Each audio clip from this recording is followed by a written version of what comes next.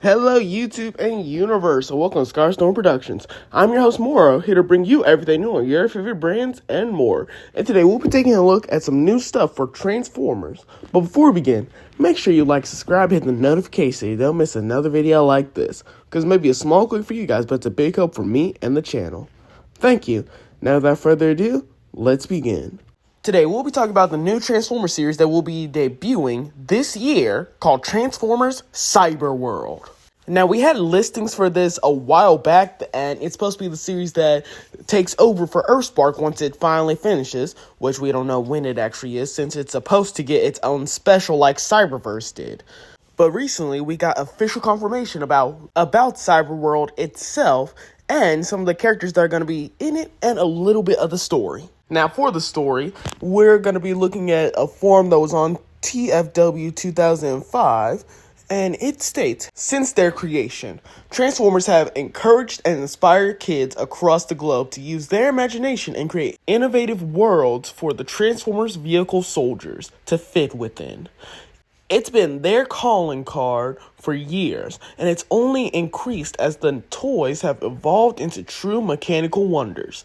Now, Hasbro is kicking it up a notch with the release of Cyberworld, a fresh, stylized toy line visually inspired by mecha anime, where Transformer bots of all kinds get dropped into one combined world made of diverse regions.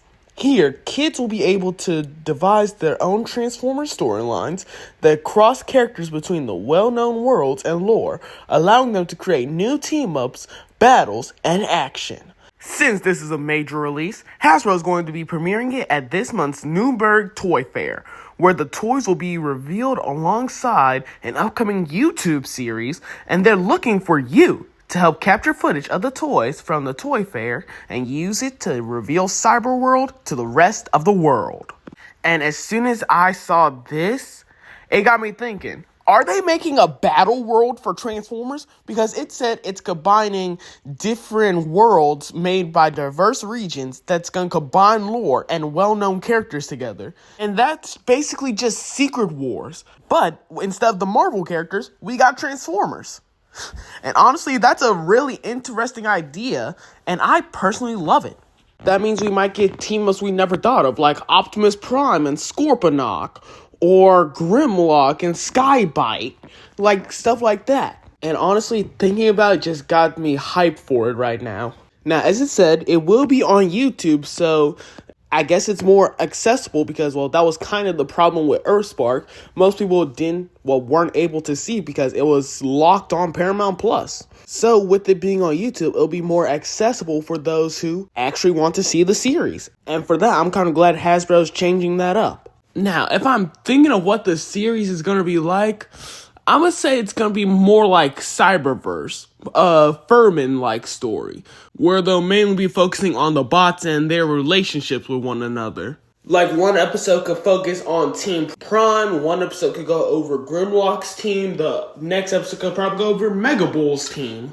And another thing, with it being said that it's going to be based off of mecha anime, that got me wondering what kind of mecha anime. Is it going to go on some Evangelion type stuff, or is it going to be like Gundam?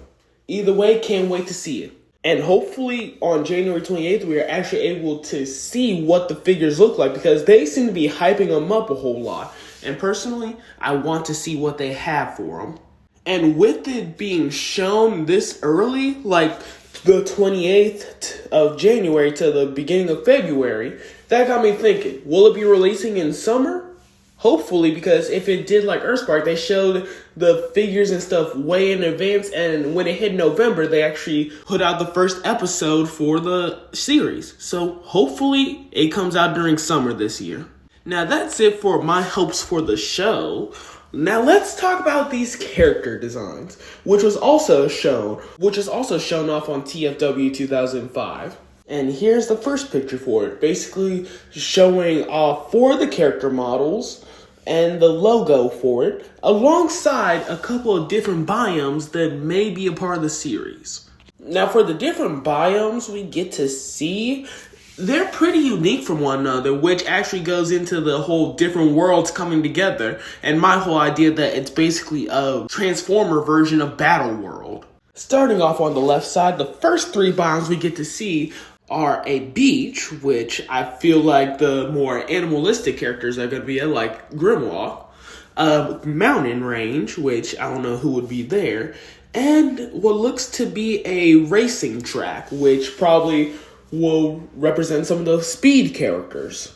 In the middle, we get to see a biome that kind of reminds me of, well, don't laugh, it kind of reminds me of Ark, if you know the video game, which basically it looks like a jungle area with mountains. And finally, on the right, the biomes are the same ones as the one on the left, but in different orders and from different angles. Well, what looks to be different angles, because the beach one, it doesn't look the same, but it has the same textures as I can tell. And the racetrack looks similar, but from different angles. So I think they're the same, but maybe not.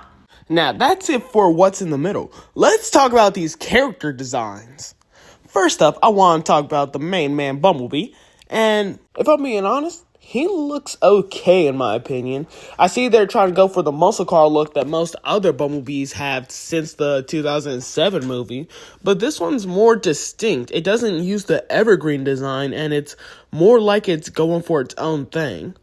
Though it kind of does remind me of Cybertron Downshift based on how the front of the car goes down on his chest.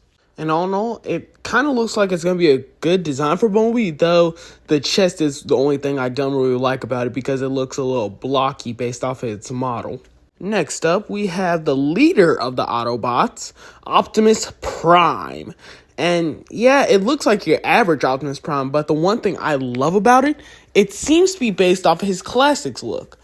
And if you can't tell what I mean, like, look at this photo and look at it right next to the original classics toy. It has the same kind of chest, same kind of arm things, and the same kind of backpack. So yeah, to me, it looks just like the classics. And personally, classics was one of my favorite versions of Optimus Prime. So getting a new version of Optimus that resembles it kind of feels good. But other than that, yeah, it looks like your average Optimus Prime, and we get that a dime a dozen now. But hopefully it diversifies itself compared to other ones. And if we're going to talk about Optimus, we're going to have to talk about his eternal nemesis, that being Megatron. But in this, he's called Mega Bull. So add that to the arsenal of stuff Megatron can turn into. Now, personally, I kind of like the design for it. It kind of reminds me of him getting infected by Unicron, and I like that a little bit. Like the gold horns and the spikes poking out of his shoulders. Yeah, that reminds me of Unicron. Though I wonder how that's going to play with another character we'll talk about that's from the listings. And now for his main color scheme, it seems to be red and gray. And I don't mean like the normal gray he uses, I mean a dark gray. The kind that almost looks black. And combining that with the gold horns, yeah, it looks pretty cool.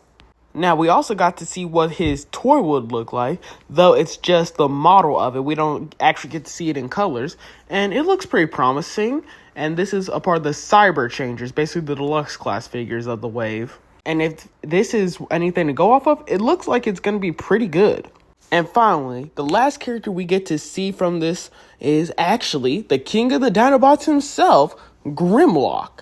And honestly, this design is pretty unique compared to other Grimlock designs. Instead of him having the T-Rex head on his back, it actually is his arm this time, which I feel like is an homage to Beast Wars Megatron since he was the first one to do it. And all in all, it looks pretty good, him shooting fire out of it, and honestly, I want to see a full render of it so I can actually see the design, but from what I can, it looks pretty good and can't really complain about it. Now that's it for the characters we actually got to see. But thanks to the listings, we actually know there are more coming. Here's the listings right here, and let me go rapid fire. We have Mirage, Snarl, Skybite, Galvatron, and Scorponok. Now those are the ones we know are coming, and there possibly can be more characters that we don't know about. But till then, these are the ones we know. And all in all, it seems to be a very unique cast. Most of these characters we haven't seen in a while. So seeing them in a new series is kind of hype. And if I'm being honest, I can't wait to see more as we get closer to the 28th of January.